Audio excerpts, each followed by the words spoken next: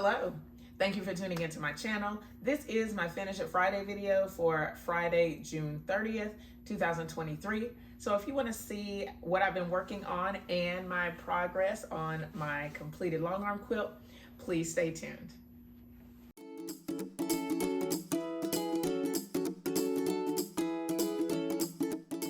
This has been a really great week in my sewing room, so I'm really excited to share my progress. I only have 3 projects this week, but I am just like over the moon. It's been so fun to work in my sewing room. It's been kind of a busy week, and so I haven't been sewing as much, but I did like make my main project, and then my second project, it definitely came second. But I want to show you my progress, show you where we've been and what we're working on. So I finished the my alphabet quilt, and it is completely bound and everything. So what I was doing was I made, since I was done with the long arming, I made finishing the binding my main project. I think it took me maybe a couple days to get this binding on. Since this is one of my older projects, I did a 1-piece binding, so I have to go on the back and stitch it by hand after it's sewn onto the front of the quilt. But I think when I make my new projects, they are all gonna have a flange binding, so I don't have to go through that step. I do love the look of a binding that's stitched on by hand, but for the sake of time, I want to be able to put on a binding that is a little bit quicker that I can do by machine. Plus, I think the flange bindings are just gorgeous, and they always bring a little extra to the quilt. So let me know, in the comments, what's your preferred? Do you prefer the look of this binding? Or do you like a flange binding better? Do you finish your bindings by hand, or do you prefer to use a machine? Leave that in the comments. So we're gonna take this quilt, I'm gonna put it on the floor, and we can just get a quick look at it. I know that you've already seen it. Last time I showed both sides of this quilt to you, but it looks a little different now that it's been washed. So let's take a look at it. So here it is, all complete. You can see that the binding is on it. Let's see, I'll zoom in just a little bit so you can see the quilting. Now that it's been washed, it's all crinkly, and the I guess the flaws are not as obvious, so I'm pretty happy about that. But you can see all the patterns here. It's really nice. I'm really happy with this and the way that it's turned out. So check it out. So this is the front of the quilt. Let's flip it over so that you can see the back. And the flaws are still obvious on the back, but I'm not stressing about that. So let me see. I'll just point out a few of them so you can see them up close. And like, I guess maybe the washing shrunk the stitches just a little bit. I don't know. But look at that. That's pretty bad. And then that is rough. But what I'm really grateful for about this quilt is that it did create a wonderful learning environment, and I got to use something that I created to start working on the long arm. So I'm glad that I finished this quilt. Oh, let me I'll kind of zoom in, I guess, on the binding. It's the same fabric as the border, so it's pretty nice. It did get a little wavy, but I am not going to stress about that. I think it's okay. And I gave it a label. Let me see. Where's my label? Here it is. I called this quilt Easy as A, B, C. It's pretty cool. I guess I started it in 2018 and finally finished it now. So it's really nice. Oh, look at that quilting right there. That's the good part after I had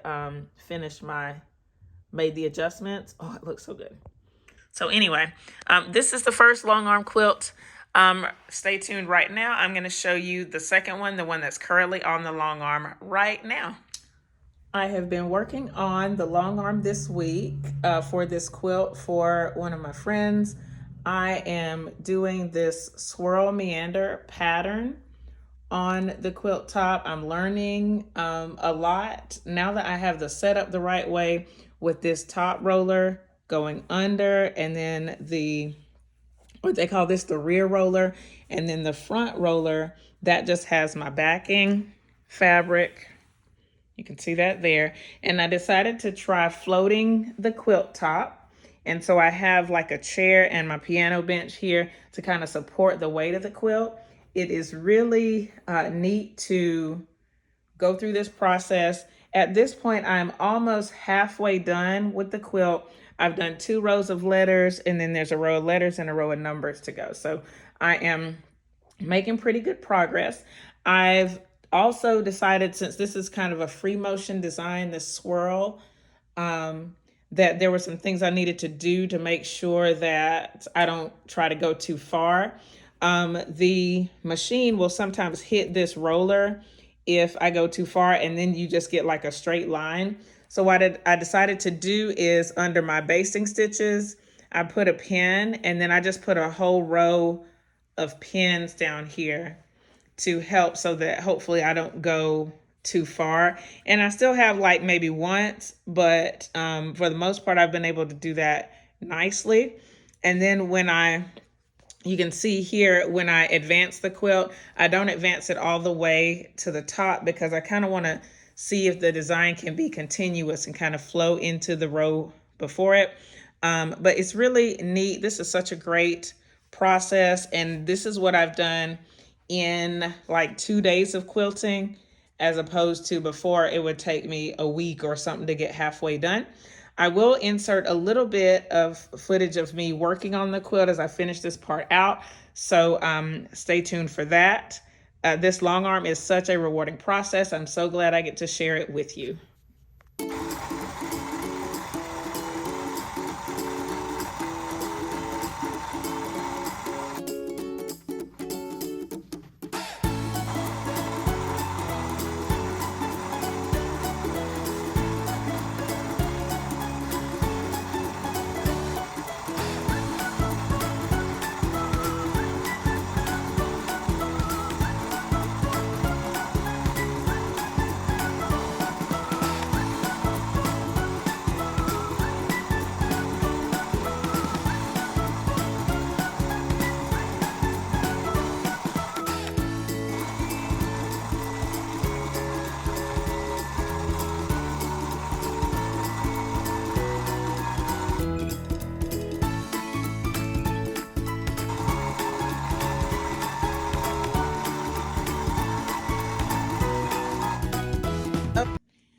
Here is the progress that I've been making on the quilt back.